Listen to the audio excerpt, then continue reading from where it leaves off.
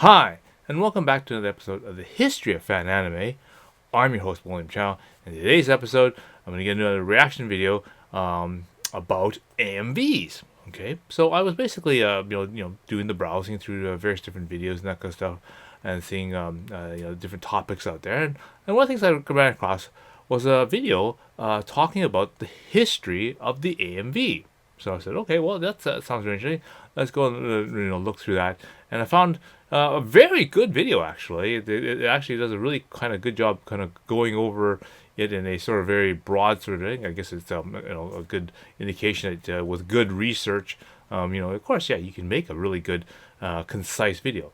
So I'm going to go over that and fill in the finer details and that kind of stuff with you in this particular video. So before I begin, I want to remind everyone to go down below, click like and click subscribe. Definitely, by hitting that like, definitely does help out the YouTube algorithm because they really pay attention to that kind of thing.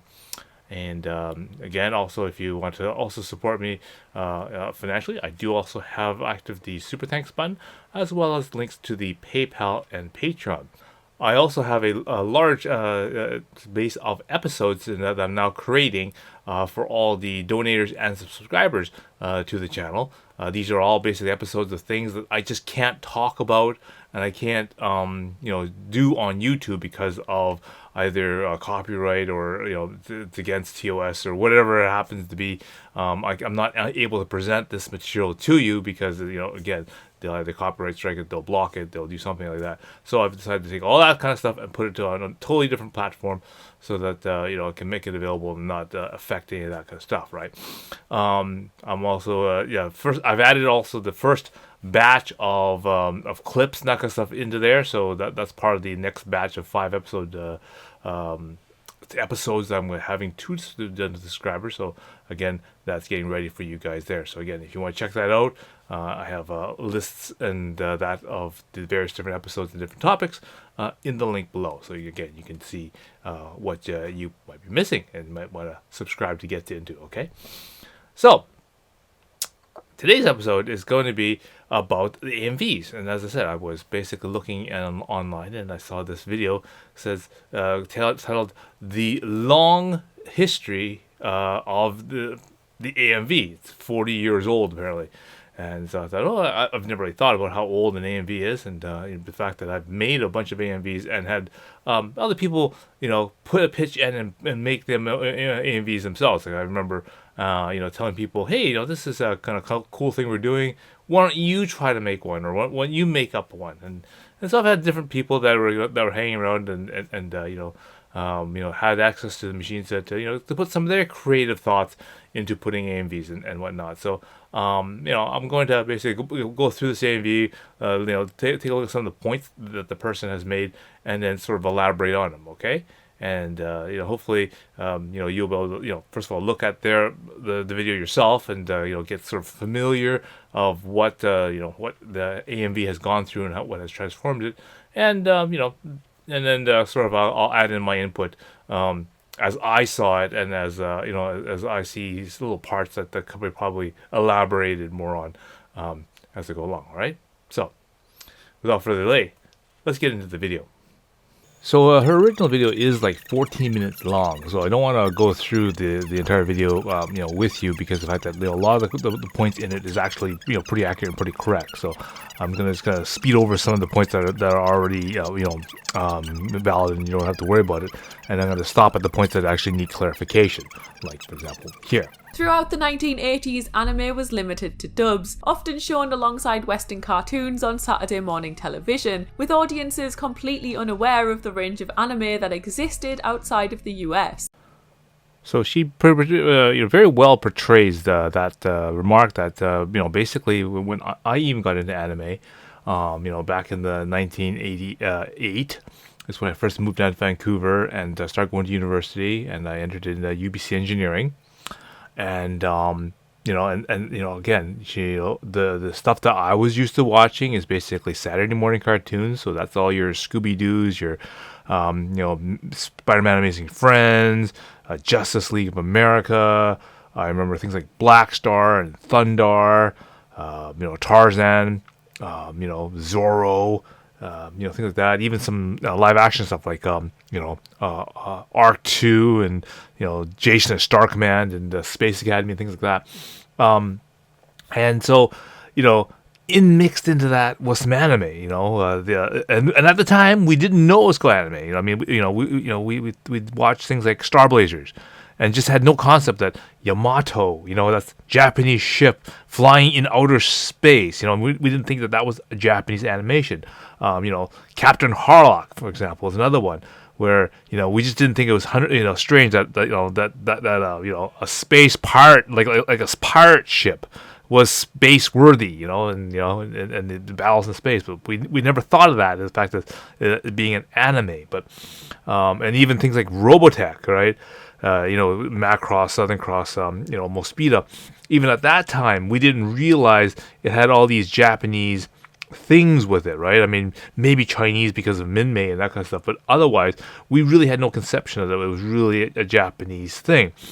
It was only when I was meeting other people, and especially when I met the Fobs, that made the connection that, hey, these were actually originally Japanese shows that they translated into English. Again, there's no subtitles at this time. Everything was just dubbed, right? And, that made the realization and made me, a bigger fan of anime. And the fact that, hey, this stuff is, Japanese stuff.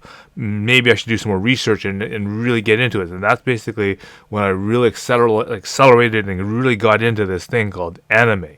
And, that's how the story sort of began with me too. And I think a lot of the anime fans at this particular time, even though they knew it was really hard to get the anime, once they started doing some getting into the, into the mailing, getting into, writing letters to different, CFO chapters and getting into clubs and that kind of stuff, things started to fall together.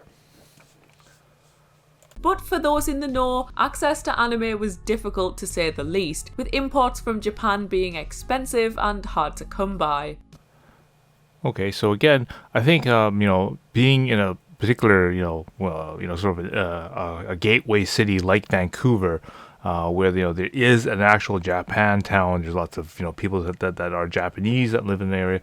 That made things a lot easier because that enabled us to have things like Japanese video rental stores. I mean, sure, there are not big stores. There are obviously just Japanese immigrants that are just opening your standard mom and pop shops.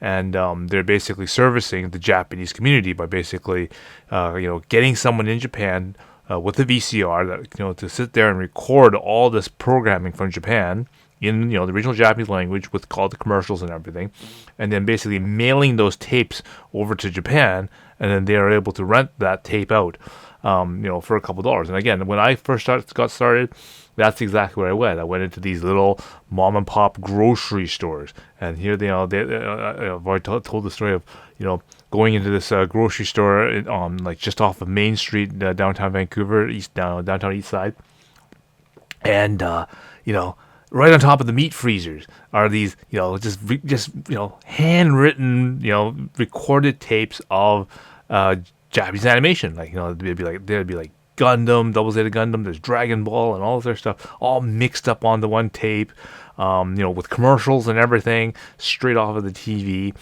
And and it's all in Japanese. Like there's no English subtitles, no dub, nothing. Just you just had to make it. Just had to make do with what was there. And it was just crazy, but it was cheap. It was only like $2 or $3 to rent a tape, and it wasn't so bad.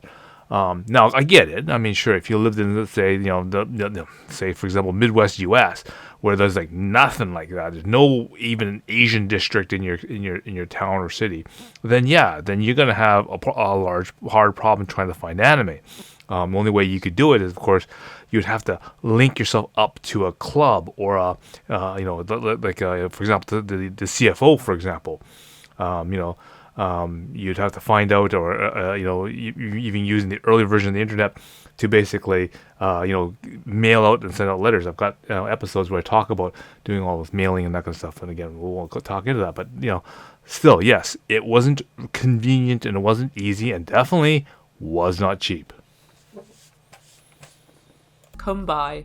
But then The dawn of consumer VCRs and keying technology changed everything.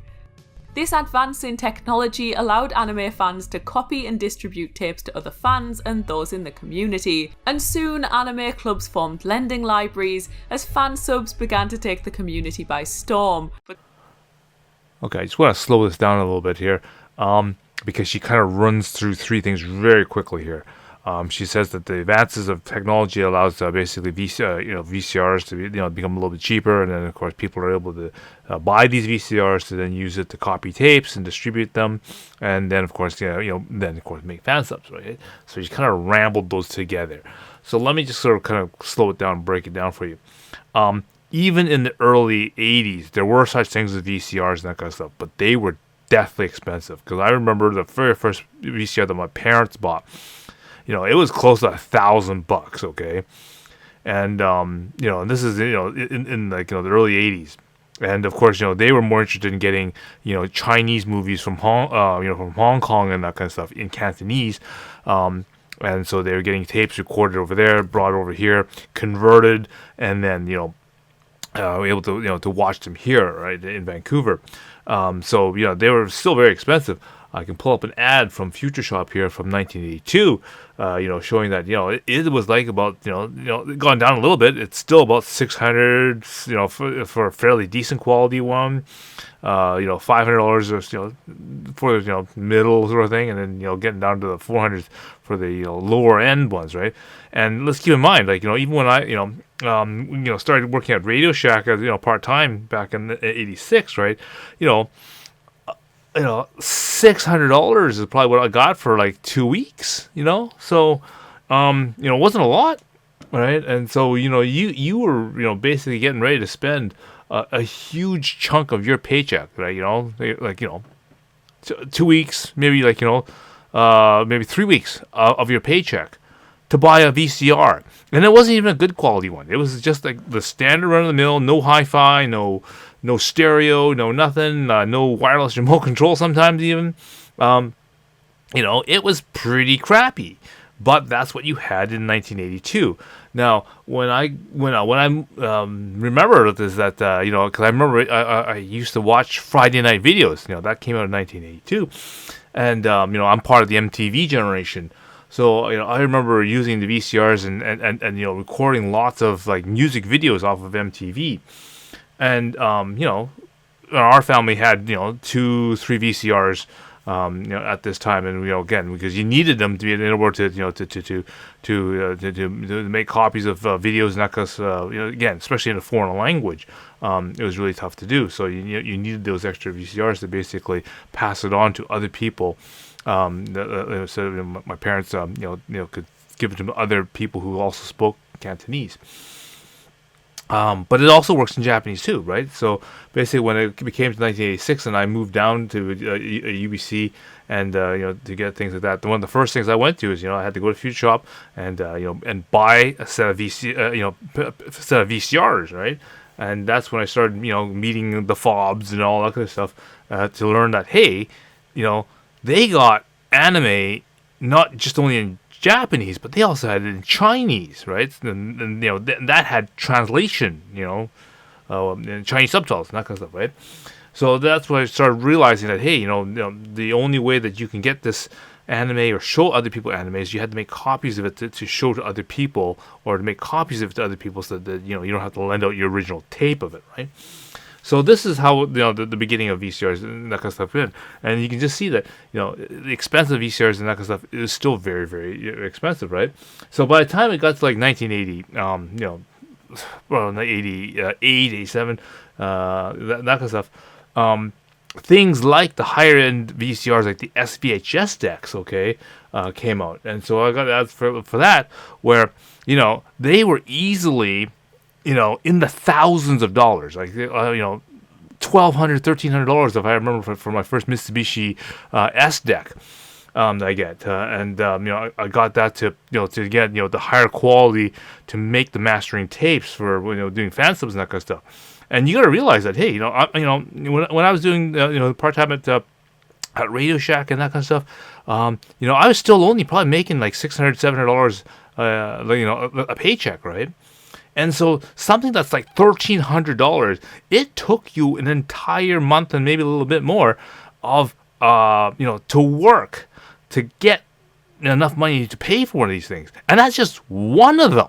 You need two of them to do dubbing and like editing and that kind of stuff. So can you imagine, like, just putting aside, your entire paycheck, okay? So no food, no car payments or rent and all that other stuff. You couldn't pay for any of that just to buy 2 decks, okay? You had to spend 2 months worth of stuff to do that. Again, fortunately, I was going to school. Everything was taken care of. I didn't have to worry about food and all that other stuff. I didn't have to worry for rent.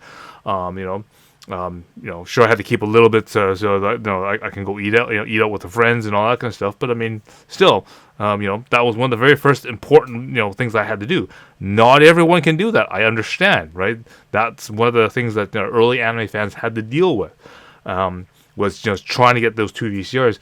And that just leads up to the next point, is that sure, cheaper VCRs came in and allowed regular people to start dubbing regular VHS tapes and that kind of stuff. But when you get into the fan subbing and the editing, that was still another price point, because we're talking about $1,000 VCRs, $1,000 Amiga, $1,000 Amiga Genlocks and that kind of stuff. It's really expensive stuff. And that all this initial outlay that you have to do to start making fan subs, okay? And so just want to just touch on that point that she kind of glossed over here. So just it definitely was not something for the faint at heart. That's for sure.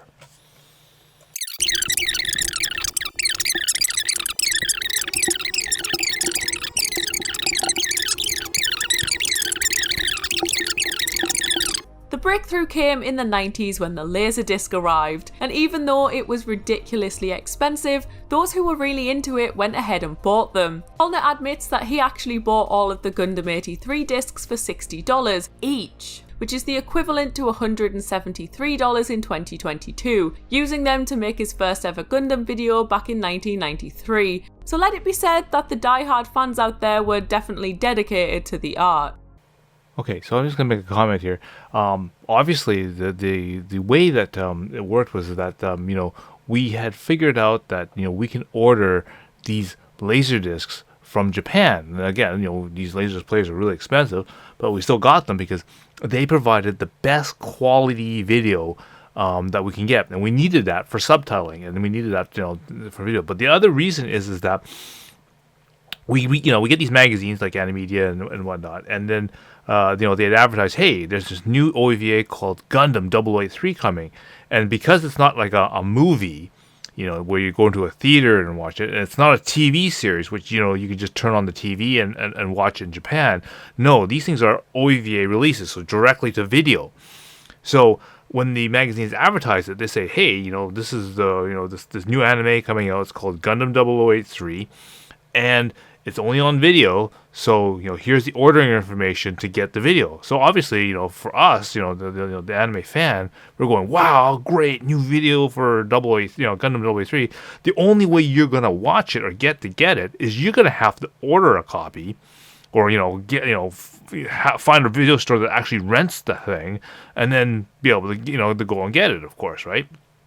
So being close to a Japanese video store, whether it's Kinokuniya or whatever, especially if you're in, San Francisco, you can go to like, Mikado Laser or Laser Perceptions or something. If you're doing nail order, you can go to like, Nikaku Animart and that kind of stuff, which is in San Jose. All these places, you could get the Laserdisc ordered in for you. Sure, it was expensive. Like, I mean, the Laserdiscs were like probably like around about 60. Well, I guess it was around 6,000 yen. Okay, 6,500 yen, which is about $60 US, right? But by the time you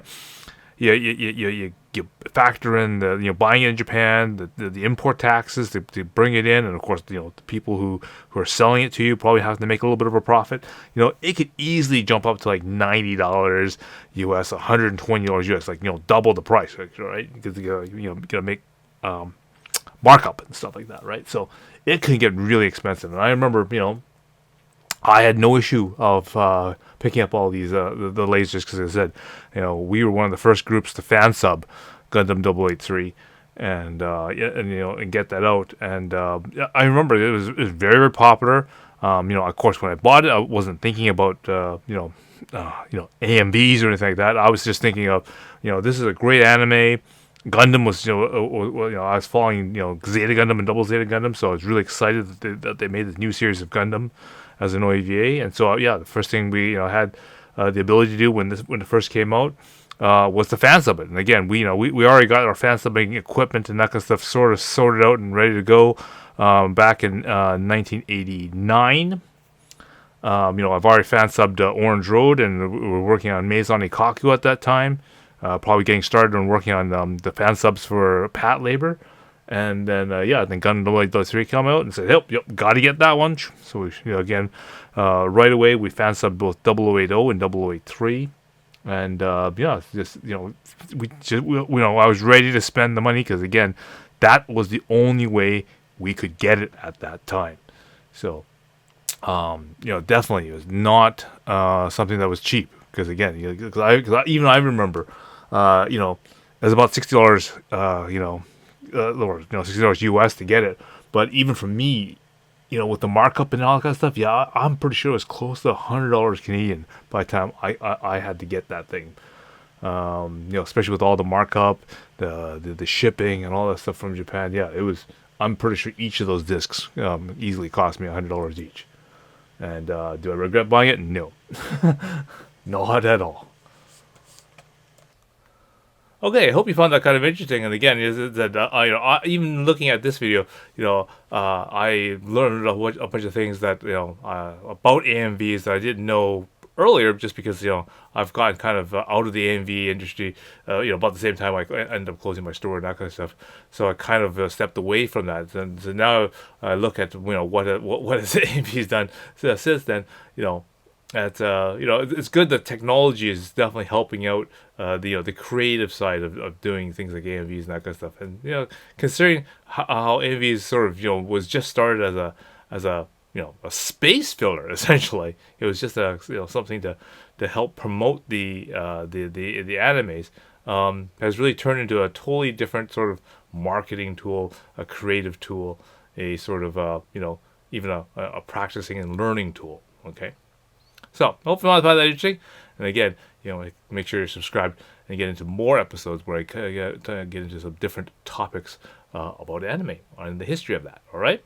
So, until next time, I will see you again.